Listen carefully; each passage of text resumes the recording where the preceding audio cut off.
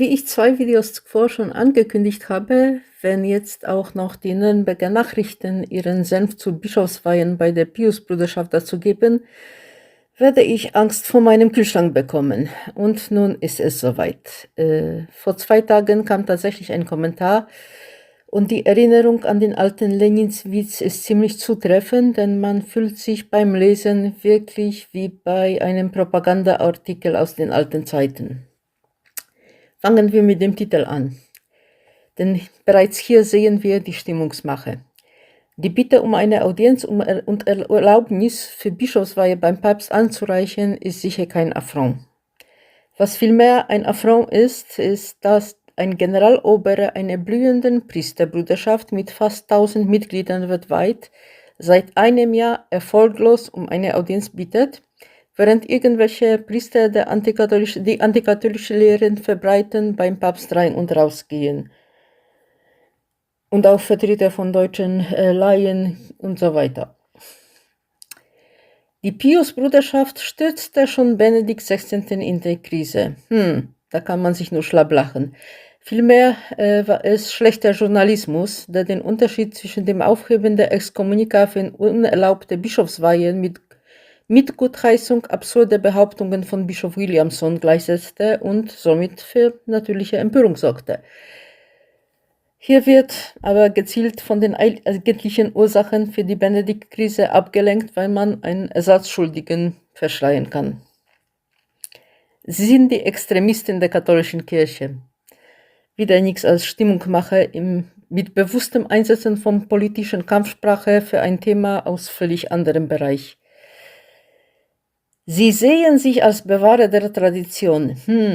Ein Satz, der fast so ein bisschen nach Wahrnehmungsstörung schmeckt, also implizieren von Wahrnehmungsstörungen, dass sie sich nur so sehen. Wir leben in einer Zeit der Information und der Lesefähigkeit. Wer daran interessiert ist, kann jederzeit nachschauen, was die Tradition in der katholischen Kirche ist, nämlich, wie schon das Wort sagt, tradere, weitergeben, überliefern, ist das von den Aposteln durch Jahrhunderte in der apostolischen Sukzession weitergegebenes Depositum Fidei, also der Glaubensinhalt, der von Gott offenbart wurde. Ob die Pius-Bruderschaft dieses bewahrt oder nicht, kann sich auch jeder selbst überzeugen. Es ist eine Tatsachenfrage, für die ein einfaches Leseverstehen und Vergleichen von Texten ausreicht und keine Frage, ob man sich als Bewahrer sieht oder nicht. Die Pius-Bruderschaft beschwört seit der Gründung ein Schisma herauf. Und wieder eine Wortspielerei, also Umdeutung. Was nämlich ein Schisma ist, steht im kanonischen Recht ganz klar definiert. Kanon 751.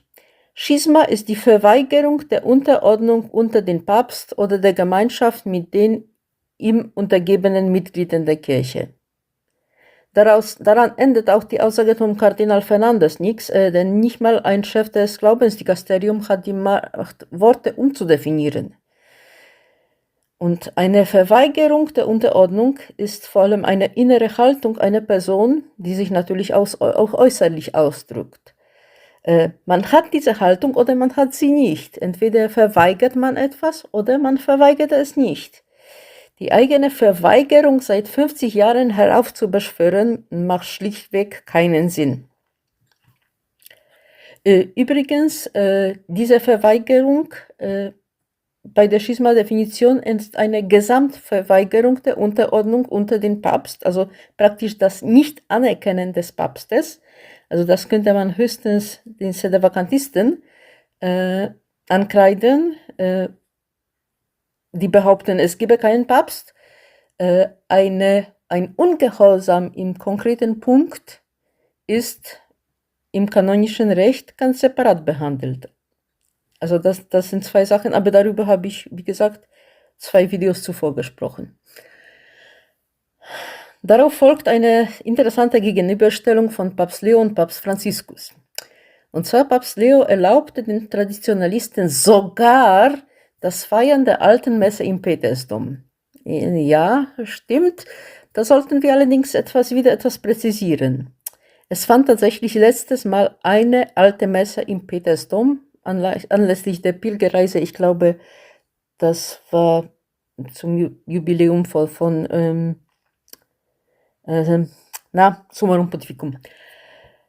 Wenn man allerdings bedenkt, dann ist in den letzten Jahren auch zum Beispiel Anglikaner einfach ihr Gottesdienst in der Lateranbasilika zum Beispiel feiern durfte, dann kann man vor Freude fast weinen, dass es einmal auch der traditionellen katholischen Messe gestattet wurde.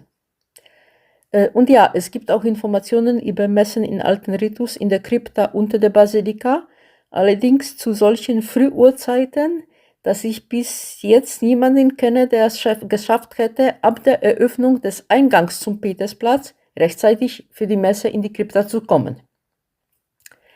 Dafür wurden die Regelungen aus Traditionis Custodes von Papst Franziskus durch Papst Leo bestätigt. Genauso wie der größte Verfechter der Abschaffung der alten Messe, Kardinal Roche, in seinem Amt von Papst Leo bestätigt wurde.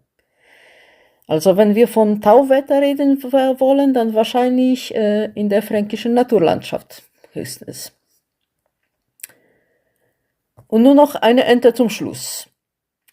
Sie lehnen die Messfeier nach der im Zuge des Zweiten Vatikanischen Konzils beschlossenen Liturgiereform von 1963 ab. Sowas wie Liturgiereform von 1963 gab es schlichtweg nicht. Ende dieses Jahres wurde tatsächlich die Constitution Sacrosanctum zum Concilium vom Konzil beschlossen, die unter anderem allerdings bestätigte sowohl Latein wie auch zum Beispiel den gregorianischen Gesang in der Heiligen Messe. Aber den fehlenden inhaltlichen Zusammenhang der späteren Reform mit den Konzilsdokumenten will ich hier jetzt nicht genauer ansprechen. Jetzt geht es nur um historische Fakten. Die ersten Reformversuche fanden erst 1965 statt und die Änderungen betrafen die Lesungen und Gebete von den Stufen des Altars, die nun in der Landessprache gebetet wurden. Die Messform, auf die sich der Autor des Altikes allerdings anscheinend beziehen will, weil sie von den Traditionalisten abgelehnt wird, wurde 1970 eingeführt und wie gesagt, sie entsprach kaum den Beschlüssen des Konzils von 1963.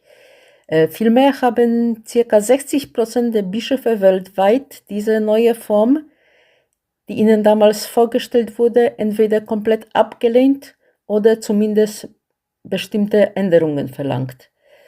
Aber wie gesagt, das ginge hier zu weit und dazu mache ich eine ganze Serie zum Thema Alte Messe.